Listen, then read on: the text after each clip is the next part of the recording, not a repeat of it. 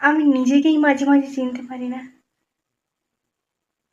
একটা সময়ে আমি কত সহজে হাসতাম, কত ছোটখাটো আনন্দে ভরে উঠতাম। কিন্তু আজ সেই আমি আর আমি নেই।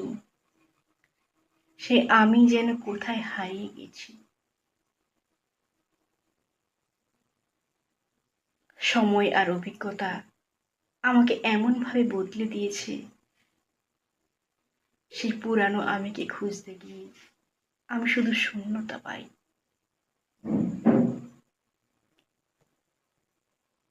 কখনো কখনো আমি ভাবি, আমি কি সত্যি বদলে গিয়েছি, নাকি মানুষ আর পরিস্থিতি আমাকে বদলে যেতে বাধ্য করেছে।